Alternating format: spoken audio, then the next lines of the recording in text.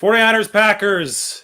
It's preview time. This is what we've all been waiting for all week, right? Well, the preview article is up. 10 observations are there. I'm going to put the link in the comment section of The Athletic, and we're going to get right to it. Will the 49ers beat the Green Bay Packers? Because obviously they didn't do that back in week 3. A 30-28 win thanks to that guy for Green Bay. I'm circling him with my cursor, Aaron Rodgers. Now, obviously, the last time that these two teams played in the postseason, the 49ers did get the job done. That was in the 2019 postseason. The pass rush overwhelmed Aaron Rodgers.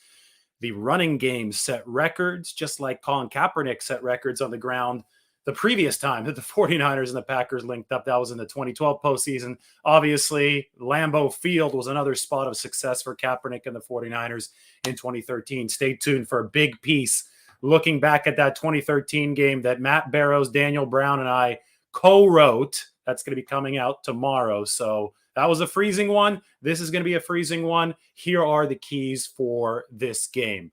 First of all, Jimmy Garoppolo might be a little bit hurt. In fact, he is a little bit hurt, but he might be a little bit affected by it. A torn thumb ligament and a sprained shoulder for Jimmy in this game, but he's going to be important no matter what, because the 49ers want to run at volume against the Packers team that has a profile that looks like this.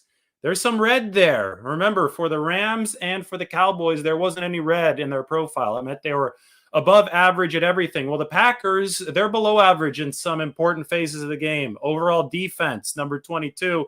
Run defense, number 28. Special teams, number 32. With the run defense being number 28, though, the 49ers do need to put themselves into position to run the ball and run it frequently. Now, this is a key against anybody that the 49ers play, but it's especially true against a bad run defense like the Packers run defense. Here's another look. Look at that. Red across the board.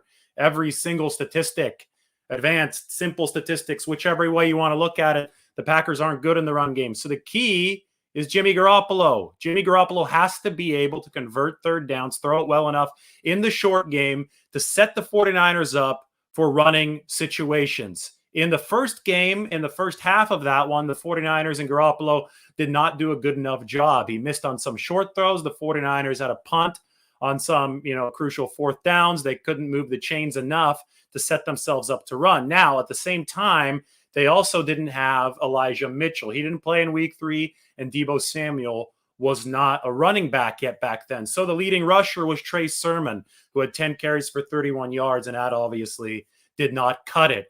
Things look different now on offense for the 49ers. Garoppolo is playing better than he did in the first half of that week 3 game, even though he is hurt. So they need him to get off to a good start again in this game like he did in Dallas. And that's obviously a question, given the fact that his play dropped off after he suffered the shoulder injury. So that's got to be on point. But Jimmy did look good. I was at practice this week, and the throws were crisp. So we'll see if those hang on and remain crisp, even in the cold weather. But the run game itself, Elijah Mitchell's perfect for the 49ers outside zone. Trey Sermon, obviously, is on the roster right now, and he's active, and he should be active in this game. But it's not likely that he'll see a lot of run because Deebo Samuel is probably going to be that second 49ers running back. And then, of course, you have Jeff Wilson, who also is going to be able to run the football for this team. So the run game, probably a lot better than the one that didn't even manage 100 yards against Green Bay. They were like 67 yards on 21 carries back in week 3. That has to be better, and I think it will be better, especially if the 49ers neutralize Kenny Clark. He's the biggest problem up front on this Green Bay defense, plus nose tackle for the Packers. Remember, he blew up the screen pass against Laken Tomlinson back in week 3 that forced Jimmy Garoppolo into the awkward fumble, whatever you want to call it, when Jimmy Garoppolo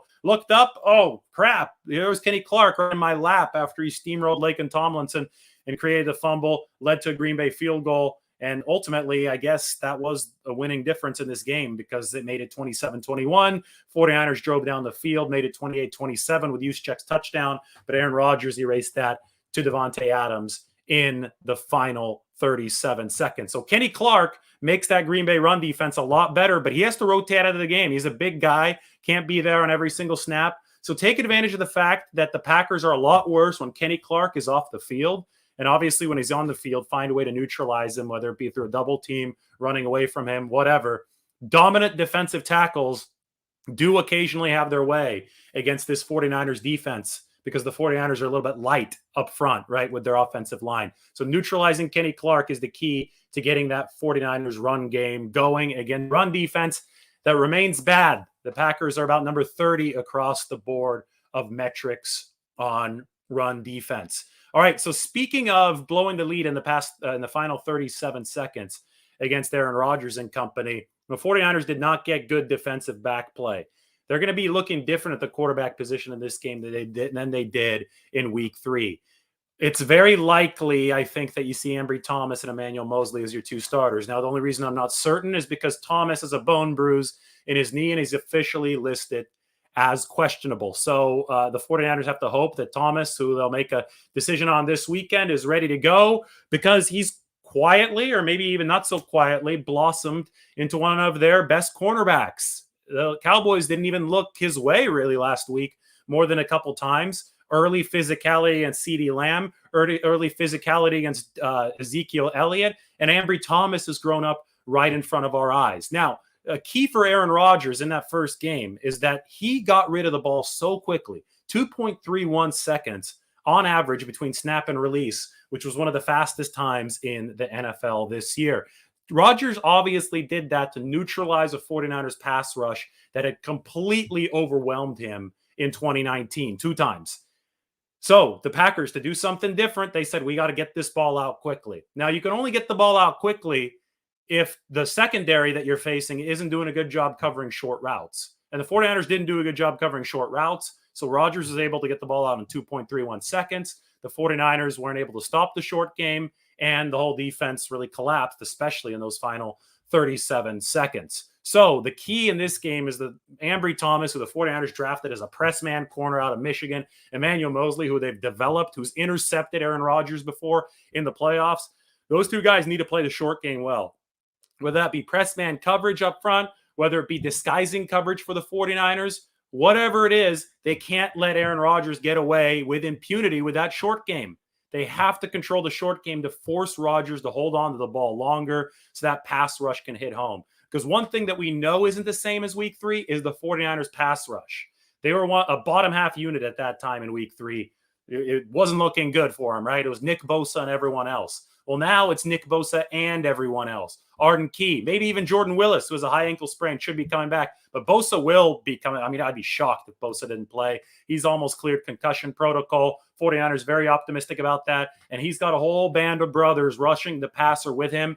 And I think the 49ers can theoretically overwhelm Green Bay in a similar way as they did back in 2019 up front. Yes, David Bakhtiari's back. He wasn't there in week 3. But Bakhtiari, the Packers left tackle, played way back in 2019, and he didn't look very good against the 49ers offensive line, namely Nick Bosa. So this is a game that the 49ers, I think, have an advantage at up front, which wasn't the case earlier this season. But to open and unlock that advantage, they've got to cover. And so much of it comes down to Emmanuel Moseley and Ambry Thomas doing a good job. Now, of course, the 49ers also need to stop the run. They cannot let Green Bay paper cut them to death with the run game, which is exactly what happened back in that week 3 game at Levi's Stadium.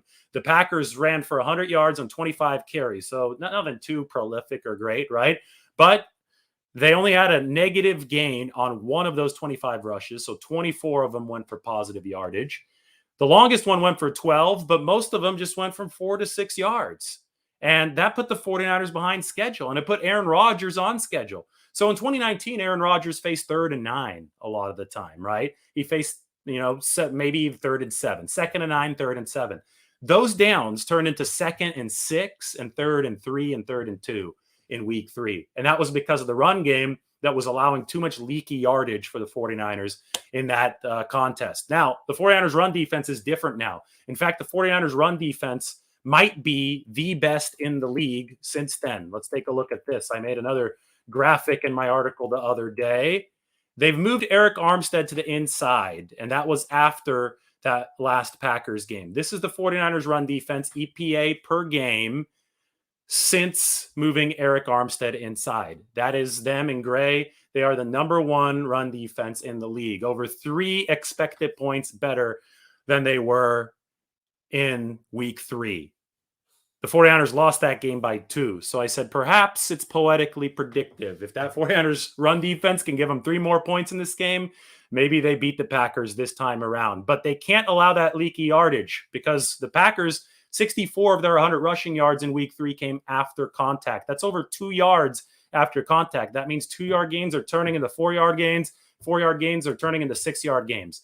The 49ers run fits now are different than they were back in week 3. Eric Armstead on the inside is a terror with DJ Jones. One of those guys is 6'7", 290. The other guy is 6 feet, so 7 inches shorter, 305. That's tough for offensive lines to handle that diverse skill set on the inside, and the 49ers have to keep on bringing it in this game to stop the run and put Aaron Rodgers in the sort of positions that he was back in that 2019 season. Now, finally, we need to talk about special teams because, as you saw on this chart right here, the Packers have the worst special teams unit in the league. Yes, even worse than the 49ers. I think that might be the determining factor in this game because offensively, the 49ers have been able to move the ball against the Packers, and they did down the stretch, and I think they're going to do a better job in this game, even despite the cold at Lambeau Field. Defensively, we know what the keys are against Aaron Rodgers.